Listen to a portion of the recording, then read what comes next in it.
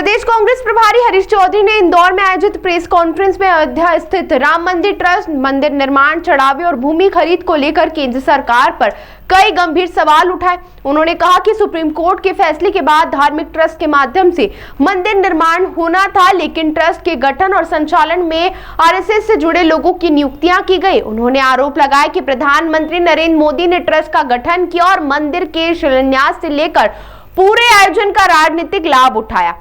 चौधरी ने कहा कि मंदिर निर्माण 1 रुपए में होने की बात कही गई थी, लेकिन इस पर करीब 2100 करोड़ रुपए खर्च किए गए। उन्होंने दावा किया कि मंदिर निर्माण के लिए पत्थर निःशुल्क उपलब्ध थे, फिर भी उन्हें बाजार से खरीदा गया।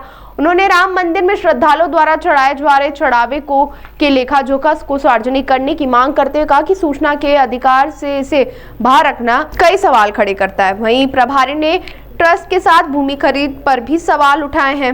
उनका आरोप था कि 2 करोड़ रुपए मूल्य की जमीन 80 करोड़ रुपए से अधिक में खरीदी गई और 4 लाख रुपए प्रति बिस्वा की जमीन 47 लाख रुपए प्रति बिस्वा के हिसाब से ली गई। वहीं उन्होंने मध्य प्रदेश से जुड़े मुद्दों पर भी चौधरी ने मुख्यमंत्री के परिवार की कथित भूमि खरीद और उज्जैन की बहुमूल्य जमीन आवंटन को लेकर सवाल उठाए तथा सरकार से जवाब मांगा। उन्होंने दिग्विजय सिंह की उज्जैन से अयोध्या तक की यात्रा को निजी यात्रा बताया और क्या कुछ उन्होंने कहा है, आप भी सुनिए।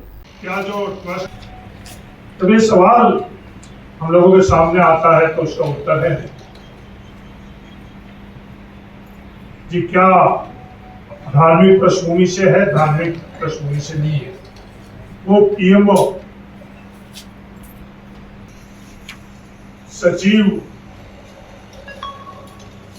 क्या धार्मिक पृष्ठभूमि से नहीं, वो जो स्वयं संत है पर क्या सिर्फ वो धार्मिक स्वयं वर्षीय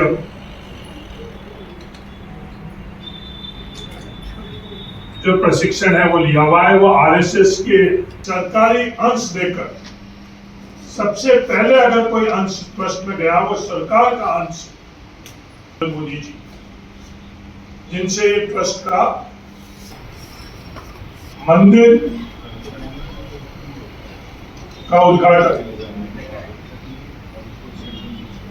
मंदिर का शिलान्यास किसने किया? देश के प्रधानमंत्री नरेंद्र मोदी जी। उद्घाटन किसने किया? देश के प्रधानमंत्री नरेंद्र। सैकड़ों मंदिर अयोध्या में जो हजारों और सैकड़ों साल पुराने थे उनको ध्वस्त किया गया, वो भी आप अच्छी तरह से जानते हैं। सिर्फ अयोध्या तक नहीं, इंदौर की पावन पवित्र भूमि से निकले हुए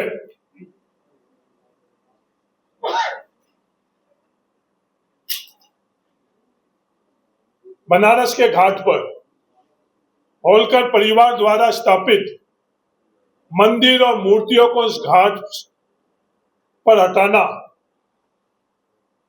और किस मकसद से हटाना, वो इंदौर के प्रत्येक नागरिक अच्छी तरह से जानता है।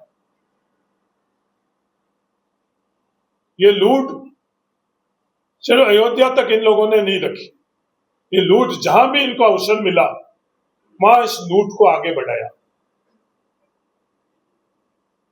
मध्य प्रदेश में आपके बिल्कुल समीप उज्जैन में जो आने वाले कुंभ की तैयारियों के संदर्भ में सरकारी निर्णय और सरकारी व्यय और श्रद्धालु की आस्था और उसके पीछे आर्थिक जो आधार है उसमें कैसे सरकार में रहकर पद का दुरुपयोग कर और लूटना। तो उज्जैन में जमीन के संदर्भ में जमीन खरीदना हर किसी को अधिकार है, देश में हर नागरिक को खरीदना। और जो जमीन सरकारी प्रयोजन में जिस जमीन के उस फैसले के माध्यम से जमीन की कीमत बढ़ गई और वो मुख्यमंत्री स्वयं को पता कि ये सरकारी फैसला होने वाला है, उससे पहले वो जमीन का क्रय करना और वो जमीन आर्थिक तौर के ऊपर कीमत बढ़ाकर और मुनाफा कमाना क्या संवैधानिक है? क्या नैतिकता इसकी इजाजत देती है? नहीं। उज्जैन की बहुमूल्य जमीनों को, भवनों को चंद रुपए में अपने चहेते को देना क्या सही है? गलत है। गलत है। इन विषयों के संदर्भ में ये लूट उज्जैन से अयोध्या तक नहीं, जहां भी इन लोगों को अवसर मिला, अब अपनी जिम्मेवारी से पीछे हट रहे हैं। अब ये कह रहे हैं कि जमीन के संदर्भ में जो आरोप लगे हैं, कभी भी उन्होंने उसका स्पष्टीकरण नहीं दिया। एक मुख्यमंत्री के पद पर विराजते हुए क्या उनका दायित्व नहीं बनता, कर्तव्य नहीं बनता है कि जो आरोप उन पर लगे हैं उन आरोपों का जवाब दे? कोई पूछ नहीं रहा है, उनके तरफ जवाब भी नहीं आ रहा है। ये पूरी सच्चाई समाज को क्या बतला रही है? ये गंभीर सवाल सबके सामने है। सही और गलत की खोज होनी चाहिए या नहीं होनी चाहिए, और जो भी सवाल उठाए गए हैं उनका जवाब देना चाहिए या नहीं देना चाहिए?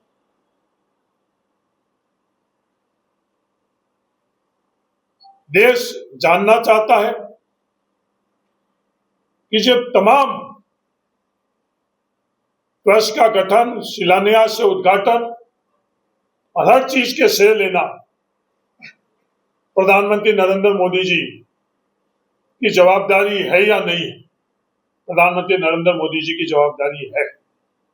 आरटीआई से हटाकर, जो उन्हें पता था कि इस तरह के कृत्य आरएसएस और उनसे जुड़े हुए लोग करेंगे, तो इनकी जिम्मेवारी किसकी है? स्वयं प्रधानमंत्री नरेंद्र मोदी जी की। देश जान चुका है, उनको जवाब देना पड़ेगा। अगर सब कुछ ठीक है तो ये इस्तीफे क्यों दिए गए और इस्तीफे स्वीकार क्यों करे गए, ये देश जानना चाहता है। क्या जांच स्वयं द्वारा, जो खुद दोषी है, खुद जिम्मेवार है, सरकार है, उन द्वारा जांच होनी चाहिए या सुप्रीम कोर्ट द्वारा जांच होनी चाहिए? देश की मांग है कि जांच सुप्रीम कोर्ट द्वारा होनी चाहिए। क्या यह देश अधिकार नहीं रखता है कि उनकी भावनाओं को रौंदा गया है, उनके अधिकारों को रौंदा गया है, उनके चढ़ावे को लूटा गया है, और जो रौंदने वाले हैं, लूटने वाले हैं, उनको कानून के कटघरे के अंदर निष्पक्ष तौर पर जांच होकर और जो दोषी है उनके खिलाफ कार्रवाई होनी चाहिए।